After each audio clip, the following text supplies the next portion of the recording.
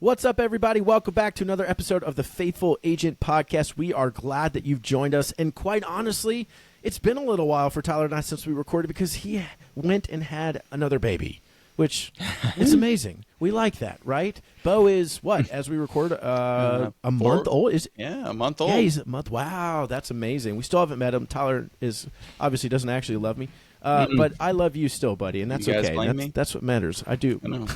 All the relationships. Hey, Arrows in my quiver, man. Arrows in my quiver. Don't get them on your side and turn them against me. That's already happening. Every conference we do, people love you more and they like me less. So it's working. You know, it is working. Your diabolical plan? Dialogical? That's what I was going to say. That's buddy, not a word. That word's too big for you. Yeah, that is a big word for me. I just went to a liberal arts school. What am I talking about? So, T, man, let's kick this off, dude. We're going to have an awesome conversation today about the definition of success, but give me a good Christian joke, because apparently people like yours, they don't like mine. Well, so why don't you go first?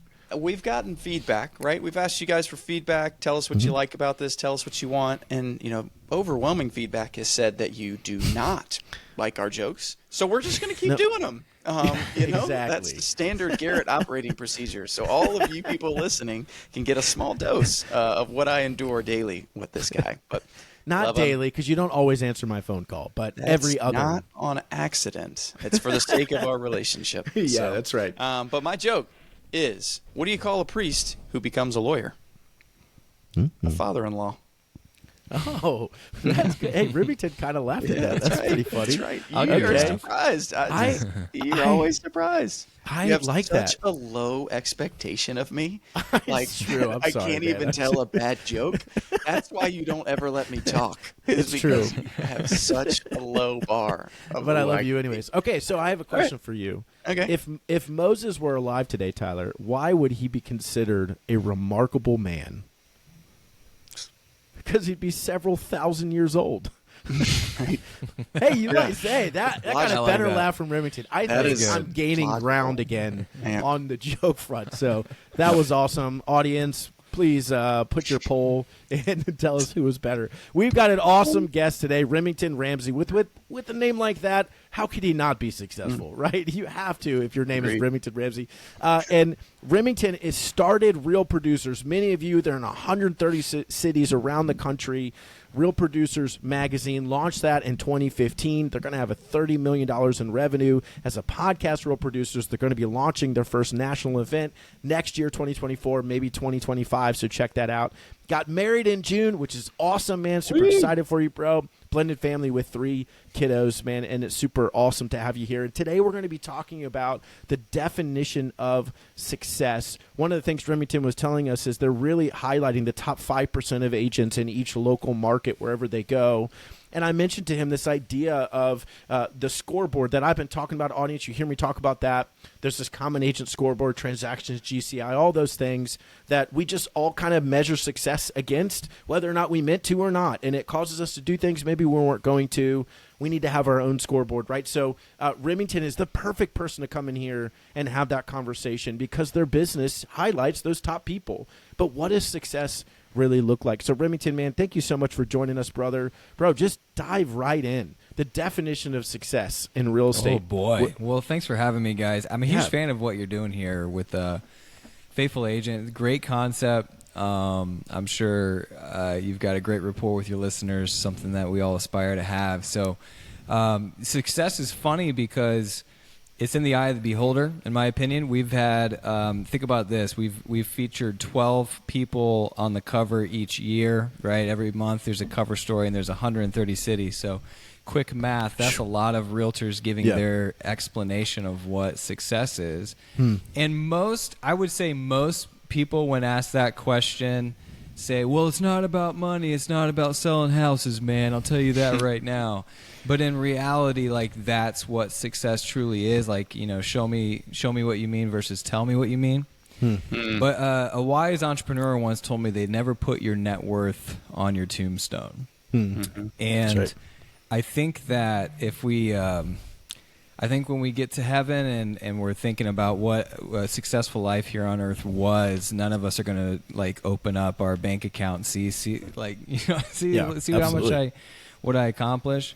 But I think I think for me, as I've seen the people who do it, in my opinion, the right way versus the ones who struggle, faith, family, vocation is like the common theme. And there's a lot of cliches that are going to happen in a podcast where this is the center stage success, right? We're going to have a lot of cliched statements.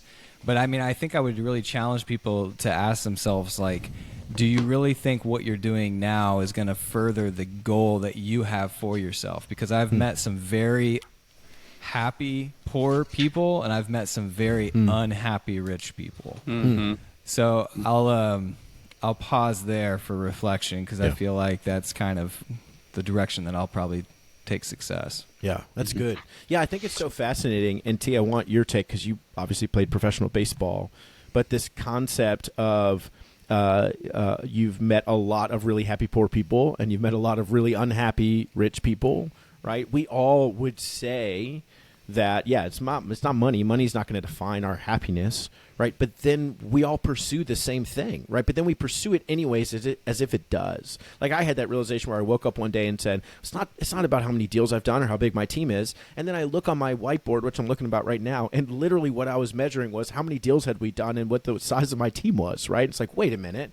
I say these things aren't how I measure success, but when I actually measure it, that's what I'm using, right? And so I think it's this culmination of this is what the industry is talking about, so we kind of fall in line with that a little bit, even if we would say we wouldn't. But T, man, you talk a lot.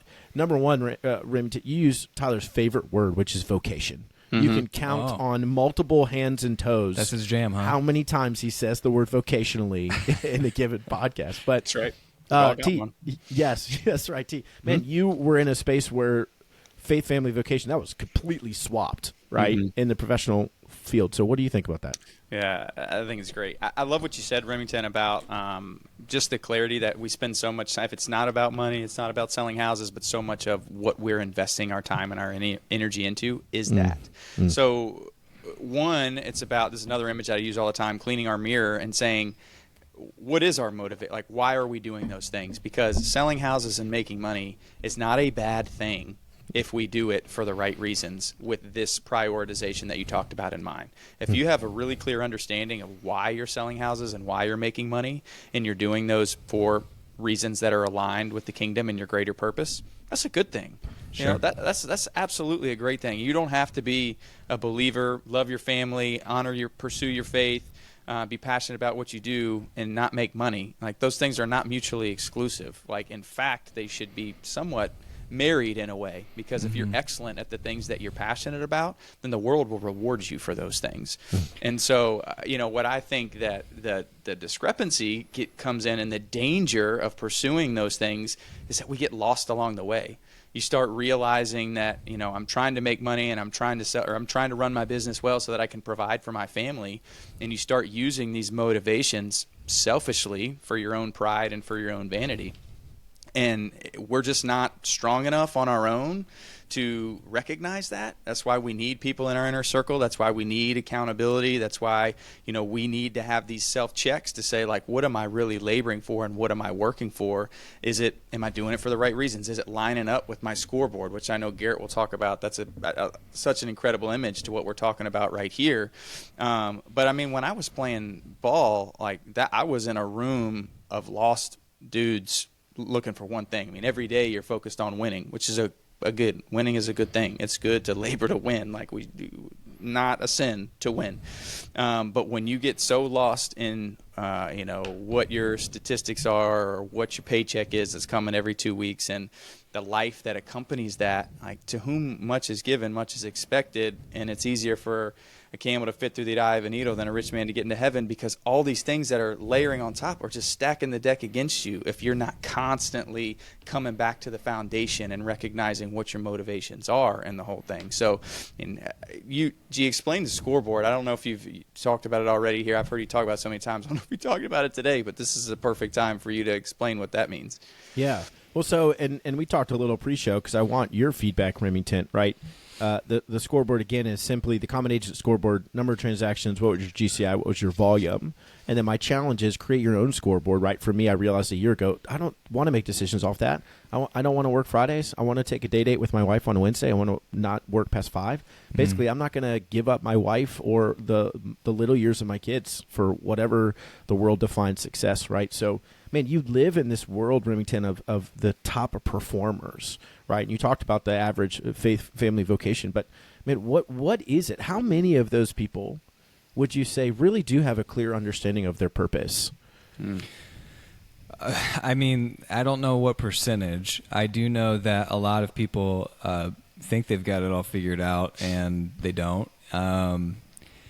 What I love about success is that it gives you a platform to impact people in a way that truly matters. So what the world defines as success would be money, cars, fame, Instagram followers. Yeah. And none of those things are bad until they define you. Honestly, like even the poorest of us can have idolatry in our lives where our identity is found in one thing, and when that one thing is taken away, we're in a world of hurt. And as you guys know, if your identity isn't in Christ, you're going to continue to try to find that void. So for me, what I've found is the more success Real Producers has, and the more success I personally have, am I using that in a way that would glorify God? Am I becoming the man that He wants me to be, regardless of what all the toys are saying? Because to be honest, like, I like the toys, I like the watches and the cars and the fun vacations and stuff like that. But if those were taken away, would I still be the same man and use the same talents that I have to glorify Him? And I think that that's kind of what the measuring stick or the scoreboard, as you put, Garrett, should really be. It's cool that you actually have a whiteboard defining that. Do you literally put like date night on Wednesday and then check it off? Yeah, so it's right in front of me, and it's 1 week off a month, 2 dates a month, and down to 195 pounds, which is never going to happen because food is delicious. But yeah, no, it's right in front of me, and it's just, I look at it every single day to hold me accountable, to make sure that that's how I'm actually measuring success. I don't hit it every time, right? Let's not pretend like I'm perfect at this by any means. What's the one food that's keeping you from hitting 195? Man, not donuts. I should eat those more. I don't. What's the one food? I don't know. Sugar? For me, it's sandwiches, dude. Sandwiches keep me from hitting my goals. Yeah, dude.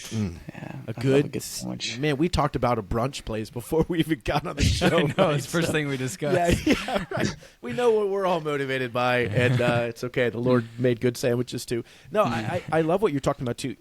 Earlier today, I was spending time, so I do thinking time sessions, Remington, I'm sure you've heard of those. But a friend of mine challenged me, instead of doing that, he said, do a question mind. So very quickly, what that means is instead of sitting down in your thinking time, write out a question and then try to answer it, you just only ask yourself questions until you actually feel like you got to the right one, right? So because the quality of the answer is direct relation to the quality of the question, right? So I started today, this is about 2 hours ago, I started today of, Lord, what do you want for me, right? Or what do you want from me? Excuse me. Like, which direction am I supposed to go? And I kept asking questions, and it came down to this question, which ironically is kind of what we're talking about.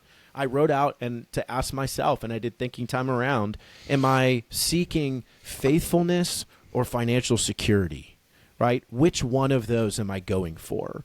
Because I could say, we run the faithful agent, right? But we're sinners too. And I could say, I'm just seeking faithfulness. That's what I'm looking for. But I think if I'm honest and I stop to really picture what am I doing each day, I'm way more seeking financial security.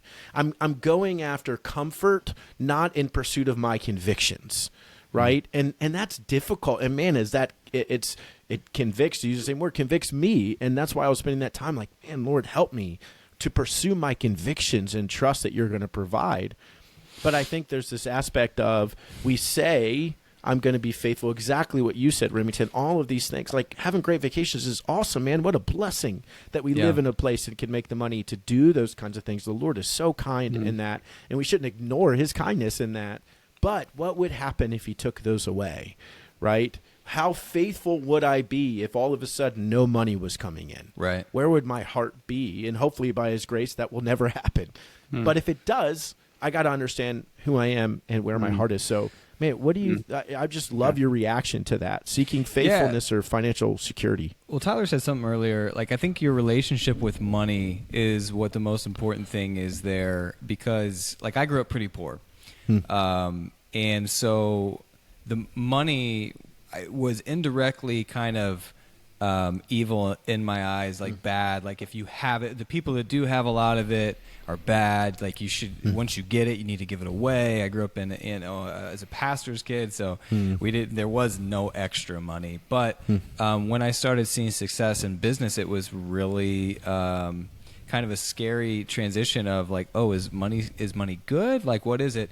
And like, in reality, like, if you look at people who are successful and have all the money, like, if you are someone who subscribes to, well, if someone who is working hard as a Christian business owner and they get a lot of money, they should give it all back. Like, for me, the way I look at it is, money is a tool to do a lot of good. And if only the people who we don't think align with our morals or our faith are the ones that have a lot of it, we're going to be in a world of hurt. So the Christian leaders, the ones that are actually making, I would much rather have people that I trust that have my best interest in mind and the Lord's best interest in mind. I'd rather them have more tools at their disposal. And so I encourage we have 130 publishers, and we talk about money frequently, and I encourage them to figure out exactly what the number is by which they need to live in a comfort point where they're now giving it away and impacting the world with the extra that they bring in. And that changes the game. That changes someone from being comfortable and making enough money and kind of like floating by and then having a bad month and being stressed out about finances. Like those of us who thrive, the high flyers, we thrive, and hopefully we thrive because once we get to the pinnacle, then we go even past it so that we can keep on bringing more money in to fund these things. Like, for instance, human trafficking is the number one thing that we are fighting right now as a publishing company. Millions of dollars we're raising to fight human trafficking. That's awesome. You can't do that without money. It's literally by definition raising money. So, I'm pretty passionate about that. No, it's amazing. Well, so I think, and I want you to keep talking about that, but just this past week, so I'm the chairman of the board of this local nonprofit that serves women with unplanned pregnancies called CareNet. And we raise money, right, for an important mission. We raised $460,000 at the dinner that we hosted on Friday. That's awesome. And amazing. And if every Christian was supposed to have no money and be terrible and have no success, we wouldn't be able to do this important work. You guys wouldn't be able to, fight human trafficking and those things. So I think that for us, what I seek is to use Tyler's words, because he's right. Being faithful is not mutually exclusive to having financial security. Right? You can be faithful and not have it. You can be faithful and have it. Your job is to be obedient. The Lord will determine what the outcome of that is. But being obedient, and then the outcome, exactly what you said, Remington, of now we've got money coming in. It's okay to have a nice house. It's okay to go on nice vacations. That's all right, right? It's okay for your kids to not just wear Old Navy, which is my kid. One day we'll buy online instead of in stores. No, but those things are okay for that to be the case, but it's also an excellent way, like you said. I love you said earlier, success, I forget exactly how you worded it, but success gets you on bigger stages, essentially, right? In front of more people. More money gives you more opportunity. The guy that came and spoke at our CareNet dinner, Ben Watson, who played professional football, he's an amazing dude with an amazing heart for these unborn children. He wouldn't have been there unless he was a pro football player, right? That's why it was so interesting to have him. And so I love that that's the concept. We should be excellent in what we do, and the Lord will bring those things about, right? But you've seen now, and so much of what we try to teach people is business as mission, right? You've got this Real Producers. You guys are raising millions of dollars for human trafficking. You are using your business as mission, right? Unpack that. Where did that come from? How do you guys actually execute on that? Well, first off, you mentioned Ben Watson. He won me a couple weeks in fantasy, so huge nice. huge props to Ben Watson. Right. Outside of just the fact that he's raising money for these he great actually things. said that. I think he's like, "Are you talking to this guy Remington?" Yeah, I think I won him. I won. I was the star player. For yeah, exactly.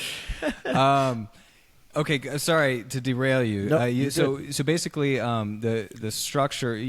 I actually had the founder. So with Real Producers, I actually partnered up and essentially sold the idea right off the bat to a publishing company called Into Publishing. Both of those owners of the parent company, which is a $150 million company, are Christians.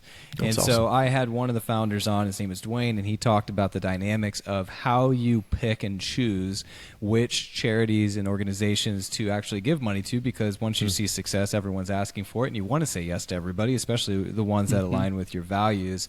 It was an interesting podcast. I'll send it to you guys. You can check it out and maybe even have Dwayne on at some point. But he talked about the fact that was what his heart was broken for. And so he chose that as the direction to all the extra dollars coming in.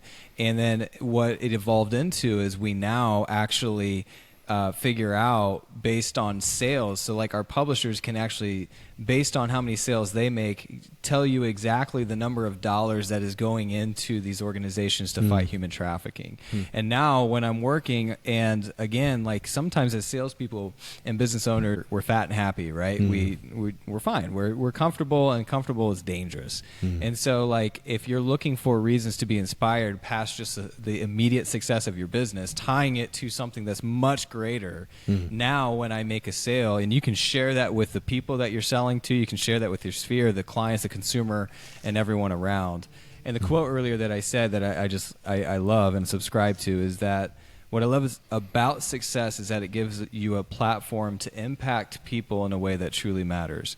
Because the success that you actually are having, like wearing a nice watch and driving a nice car, doesn't impact people the way that the mission of, again, fighting human trafficking, it's not even close. Like no one wants to talk about that. And we get glorified on all these different platforms for, being successful and when they do the accolades. But I can't wait for, and maybe you guys do this at your convention, but I can't wait for like the actual accolades of bringing up a speaker and doing all the stats of what we believe a successful life actually looks like, and then saying, oh, by the way, they sold $200 million worth of real estate. Like, that's the way I feel like it should be. Yeah. It's really good, man. Yeah, I love that. It's the kind of an inverse order of operations right there. I think success is not the outcome. Like we define so much as success as getting to a goal or getting to the number or a metric of performance or making it to the major leagues. But there's always another watch. There's always another car. There's always another house, right? Like the success getting to accomplishing these goals in our businesses and in our personal lives is fleeting, right? Nobody disagrees with that. So if you can look at success, as Scripture would tell us, to just the process of running our race well and taking joy in the ways that the Lord's working in our lives, that's what success is. A active verb. It is not a noun, right? Like it is constantly happening and defined as enduring for the sake of the gospel and for your purpose, like having a really clear understanding in that. I have been wrestling for so long. Like I confess this, and that I think that the talents that the Lord has blessed me with, that I am actively burying where I am and what I'm doing in life. I don't know what it looks like to allow them to flourish, but what does it look? I mean, like to dig those up and to trust that the Lord will use you as the vessel for the gifts that He's given you to bring honor to His name. That's what success looks like. I don't know how to do that. It's not a template. It's different for everybody else. But as you can start peeling back the fingers, like the clenched fist that you have on the control of your life, that's the way that the Lord allows you to start thriving for the sake of His kingdom. And success comes in the sanctification along the way, not just in like, I've made it. I don't have to work anymore. I got the cars that I want. I've got the passive income that I want. I can go on any of the trips that I want. All those things are good. All those things are very good because they allow you the platform. They create the time. They give you the opportunity to dig into the passion that you are or that you have. But that's what always brings me back to vocation, to my word. Like you wrestle with this thing. Like if you have clarity on when I get to financial freedom or when I have all these things, this is what I want to do. Why aren't you doing that now? because that's the convictions and the passions that you have, that you should be figuring out how to do that on your mission constantly. How do you think, Remington, because we're coming towards the end, but I'm really curious your thoughts. Someone right now is listening and saying, our conference was about finding your God-given purpose. Thanks for that background noise, T. You dropped your cup. That's okay, man. I'm funnier anyways. So, but it was all about finding your God-given purpose. We say that, and so many people say, and I am too, and so is Tyler, I'm wrestling. How do I find my purpose, right? How do I find what mission I'm on? Speak to that. How do you think they do that? Yeah, and I think wrestling's a great place to be, right? Jacob wrestled. I think you are starting and maybe currently even in the right place by wrestling, but at some point you have to just act before you actually know what the answer is going to be. Some of us would love to have all the answers before we jump in. That's Tyler, for the record. Yep. I also think this kind of speaks to, I had a buddy who was really wrestling. He and his wife couldn't get pregnant, and they wanted to either try processes that were very expensive to get pregnant or adopt, both of which they didn't have the money for. And I remember we were floating in the water in kayaks, and I just looked at him and I said, man, I don't think money should ever be the reason that money should never stand in the way of doing what you think God wants you to. If God wants you to have a family, if you feel like that but you're just confused because it's not happening, I don't think money is ever going to be the reason why that doesn't happen. And I think as an that was easy coming from me, who as an entrepreneur, one, I have a huge risk tolerance, and two, I have shown, at least in my own businesses, that I can raise capital pretty quickly. So I hope that that's not the reason why I said that. I hope it was more faith-based, but I can see people who don't have the same risk tolerance having that kind of a mindset. So if you apply that to kind of wrestling with your potential and what the next step is, I would just encourage you to take a step in a certain direction, and you'll find out pretty quickly if the door is open or closed. It's good, man. That's really good. I love what you said. And take an action, and then you find out. It's not the other way around. That is absolutely true. Tyler, write that down. Perfect is the enemy of done. Perfect is the enemy of done. I love that phrase. And that was me. I'm OCD. That doesn't work. It's going to keep you from living your full potential. So if you're looking, the way I apply that to what we're talking about is, if you're looking for the perfect sign or the perfect layout of the direction that you're supposed to go, it's not going to come. It's literally the enemy of you just going out and doing it. So if you make some moves, and I also think one thing that is special, you're talking about this on a podcast, which is bold and you're being vulnerable, but if you have more conversations with people that really care about you, how can that be a bad thing? Going to people and saying, what do you think? When we started Real Producers, I met with 50 realtors to ask them what they would want to see in a magazine and what would make it successful and what would make it tank. Now, you also have to calm the naysayers, because a lot of them, most of them said it wouldn't work because it was print advertising. So there's a lot of that too. So you got to have thick skin. But if you're actually talking to people who care about you, listen to what they have to say and take it into account and take that first step. It's good, man. I love that. So much good stuff here, brother. We could talk for a long time, but man, this is not a 10-part episode. This is one episode, so we'll end it there for now, bro. But man, anyways, such a good conversation. How can they connect with you, brother, or where would you want them to go if they want to learn more? Yeah, I think the biggest thing right now, since we're on the podcast space, is just if you're looking for more cool podcasts, we have one called Real Producers Podcast, where we interview mostly top producing agents all across the country and share really cool stories of people overcoming pretty crazy odds to be successful, and then occasionally getting some big names in real estate in there too, like authors and speakers. And so Real Producers Podcast, that's where I'd send you. Awesome, man. Go check that out. Faithful Agents, support him in what he's doing. I know some of our community even is deeply involved with Real Producers, so continue to do that and do it well and serve the mission of the human trafficking and serve the mission that they're working here. So we love you, Faithful Agents. We are grateful for you. Keep tuning in each and every week. We'll see you then. Each and every